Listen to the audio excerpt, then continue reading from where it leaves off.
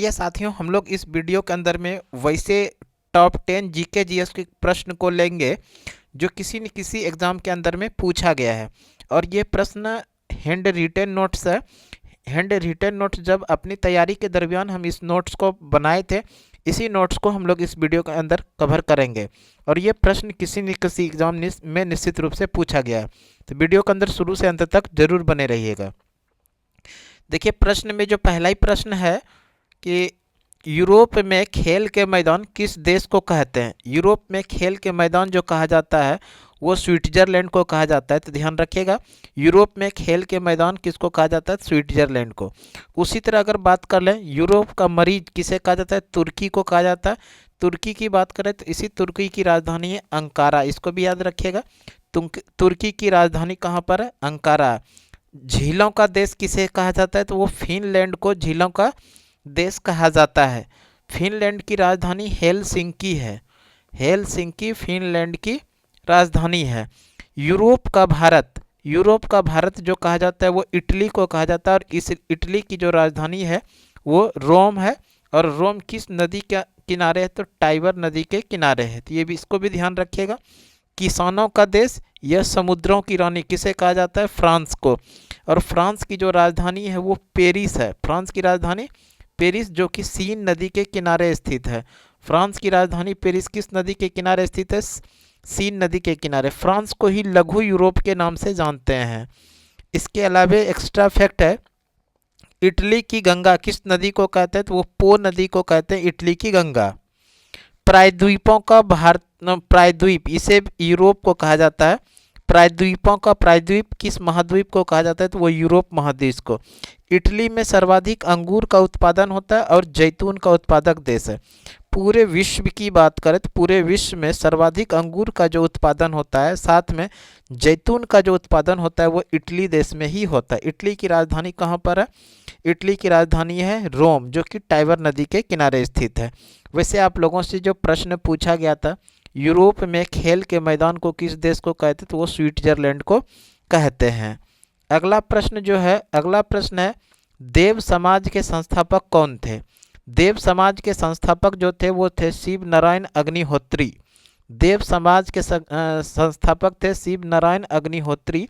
शिव नारायण अग्निहोत्री ने 2 सितंबर 1987 को लाहौर में देव समाज के स्थापना किया था। तो इसको भी ध्यान रखेंगे। देव समाज के संस्थापक शिव नारायण अग्निहोत्री ने किस वर्ष देव समाज की स्थापना किया था? तब हम लोग आंसर करेंगे 2 फरवरी 1987 को। कहाँ पर? तो लाहौर के अंदर में। इसके अलावा एक्स्ट्रा फैक्ट की बात करें तो इसमें जो है एंग्लो ओरिएंटल कॉलेज की स्थापना, एंग्लो ओरिएंटल कॉलेज की स्थापना सर सैयद अहमद खान ने किया था 1875 में। एंग्लो ओरिएंटल कॉलेज की स्थापना सर सैयद अहमद खान ने 1875 में। और बाद में इसी एंग्लो ओरिएंटल कॉलेज के नाम बदल करके अलीगढ़ मुस्लिम विश्वविद्यालय बना दिया गया। तो इसको भी ध्यान रखिएगा, अलीगढ़ मुस्लिम विश्वविद्यालय को पहले किस नाम से जाना जाता था? तो वो है एंग्लो ओरिएंटल कॉलेज, जिसकी स्थापना सर सैयद अहमद खान ने 1875 में किया था। इसके अलावा सत्यार्थ प्रकाश की स्थापना दयानंद सरस्वती ने 1875 में किया था। 1875 आप लोग कर लीजिएगा, कहीं कहीं 1874 भी देखने के लिए मिलता है। सत्यार्थ प्रकाश की स्थापना, सत्यार्थ प्रकाश दयानंद सरस्वती ने 1874 या 75 अलग अलग बुक में दिया है, अपने अकॉर्डिंग इसको ध्यान रखिएगा। इसी तरह बात कर ले ब्रह्म समाज। ब्रह्म समाज के संस्थापक थे राजा राम मोहन राय। राजा राम मोहन राय ने 1828 में ब्रह्म समाज की स्थापना किया था। राजा राम मोहन राय की बात आए तो राजा राम मोहन राय ने सती प्रथा पर प्रतिबंध लगाने का प्रयास किया था, सती प्रथा। और इन्होंने लॉर्ड विलियम बेंटिक के सहयोग से सती प्रथा का अंत 1829 ईस्वी में किया था। राजा राम मोहन राय ने सती प्रथा का अंत 1829 में लॉर्ड विलियम बेंटिक के द्वारा करवाया गया था। इस राजा राम मोहन राय ने ही आत्मीय समाज की स्थापना 1815 में, साथ में वेदांत कॉलेज की स्थापना 1825 में करवाया था। ब्रह्म समाज की स्थापना 1828 में, आत्मीय समाज की स्थापना 1815 में, वेदांत कॉलेज की स्थापना 1825 में। ये सभी की स्थापना किसने किया था? तो राजा राम मोहन राय ने। इसके अलावा है भारतीय ब्रह्म समाज के संस्थापक जो थे वो थे केशव चंद्र सेन। केशव चंद्र सेन ने भारतीय ब्रह्म समाज की स्थापना किया था। अगला प्रश्न है, भारत में पुर्तगालियों का आगमन, भारत में जो पुर्तगाली आए थे वो 20 मई 1498 केरल के कालीकट पे, और पुर्तगाली यात्री का जो नाम था वो था वास्को डी गामा।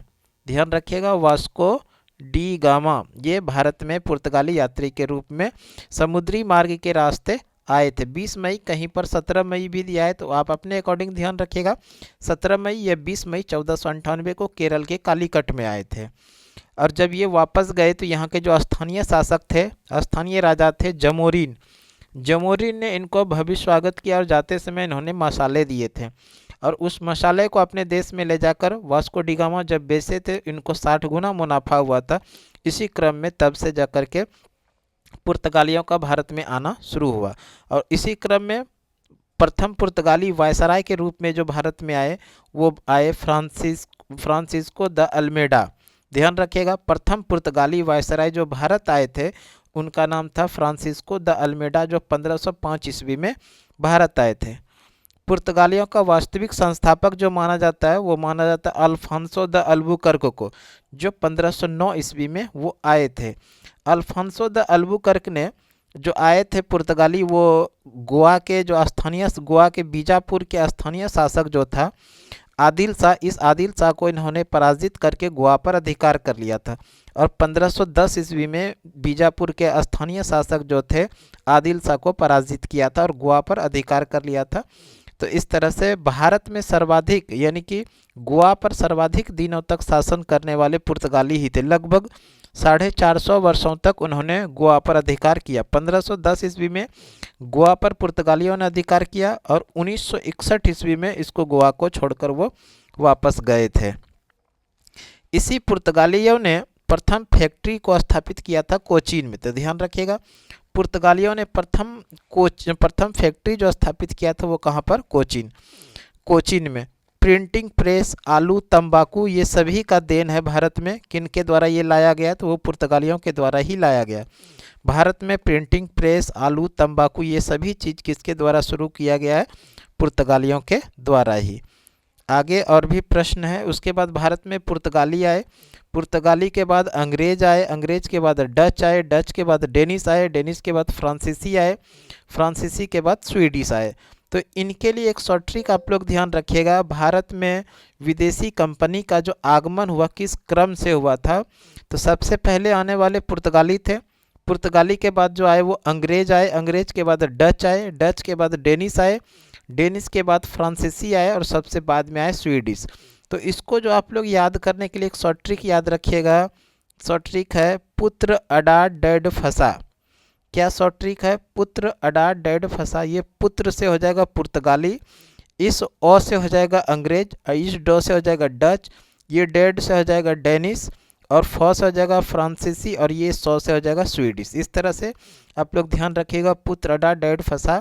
इस माध्यम से आप लोग सभी विदेशी कंपनी का जो भारत में आगमन हुआ उसका सीरियल वाइज है। सबसे पहले कौन आते हैं, पुर्तगाली, कब, 1498 में। उसके बाद आते हैं अंग्रेज जो कि 1600 ईस्वी में आए थे, डच जो आया था वो 1602 में आए थे, डेनिश 1616 में आए थे, फ्रांसीसी 1664 में आए थे, और स्वीडिश जो आए थे 1731 में भारत में आए थे। अब आगे का प्रश्न देख लेते हैं। अगला प्रश्न जो है वो पानीपत के प्रथम युद्ध से संबंधित है। पानीपत का प्रथम युद्ध कब लड़ा गया था। पानीपत का प्रथम युद्ध जो है 21 अप्रैल 1526 ईस्वी को बाबर और इब्राहिम लोदी के बीच में लड़ा गया था। पानीपत के प्रथम युद्ध में बाबर ने इब्राहिम लोदी को पराजित करके लोदी वंश या इब्राहिम लोदी को पराजित करके एक नए वंश की शुरुआत किया था जिसका नाम है मुगल वंश। तो ये भी ध्यान रखिएगा, मुगल वंश के संस्थापक कौन है, तो इसी बाबर ने भारत में एक नए वंश की शुरुआत किया था जिसका नाम है मुगल वंश। इसके साथ में बाबर ने जो प्रसिद्ध युद्ध लड़ा था वो खानवा का युद्ध लड़ा था, जो कि 15 मार्च 1527 को बाबर और राणा सांगा के बीच में हुआ था, और इस युद्ध में राणा सांगा को बाबर ने पराजित किया था। इसके बाद चंदेरी का युद्ध होता है, और इस चंदेरी का जो युद्ध होता है वो 29 जून 1528 को होता है। वो बाबर और मेदिनी राय के बीच में युद्ध होता है। इस युद्ध में बाबर ने मेदिनी राय को पराजित किया था। उसके बाद जो होता है घाघरा का युद्ध, जो कि 1529 में 6 मई को होता है। यानी घाघरा का युद्ध होता है 6 मई 1529 को बाबर और अफ़गान के बीच में, और इस युद्ध में बाबर ने अफ़गान शासकों को पराजित किया था। तो इस तरह से बाबर के द्वारा लड़ा गया प्रसिद्ध युद्ध जो था वो पहला था पानीपत का प्रथम युद्ध, उसके बाद खनवा का युद्ध, चंदेरी का युद्ध और घाघरा का युद्ध। ये सभी युद्ध जो है बाबर के द्वारा लड़ा गया था। अगला प्रश्न जो है वो अगला प्रश्न है लोदी वंश से संबंधित। लोदी वंश के संस्थापक कौन थे? लोदी वंश के जो संस्थापक थे वो बहलोल लोदी थे, और इसी लोदी वंश का अंतिम शासक था इब्राहिम लोदी। इब्राहिम लोदी, और इसी इब्राहिम लोदी को मुगल शासक बाबर ने पराजित करके भारत में एक नए वंश की शुरुआत किया था जिसका नाम है मुगल वंश। इसी तरह गुप्त वंश के संस्थापक की बात किया जाए तो गुप्त वंश के संस्थापक थे श्रीगुप्त। श्रीगुप्त गुप्त वंश के संस्थापक थे। वैसे गुप्त वंश के वास्तविक संस्थापक अगर पूछा जाए तो चंद्रगुप्त प्रथम थे। इसको भी ध्यान रखिएगा, गुप्त वंश का वास्तविक संस्थापक चंद्रगुप्त प्रथम। मौर्य वंश के संस्थापक चंद्रगुप्त मौर्य थे। पुष्यभूति या वर्धन वंश के जो संस्थापक हैं वो पुष्यभूति हैं। चोल वंश के संस्थापक जो हैं वो हैं विजयालय। तो इस तरह से ये भी एक्स्ट्रा फैक्ट हो गया। तो आज का प्रश्न इतना ही है हमारे पास। तो हमें उम्मीद है कि ये वीडियो आने वाले दिनों में आप लोगों के लिए एग्जामिनेशन के पॉइंट ऑफ व्यू से अति महत्वपूर्ण होने वाला है। इस तरह का वीडियो आप लोगों को रेगुलर सुमन क्लासेस यूट्यूब चैनल पर मिलते रहेगा। तो आज के वीडियो के लिए इतना ही। अगले वीडियो में फिर से आप लोगों के साथ मिलते हैं, तब तक के लिए धन्यवाद। जय हिंद।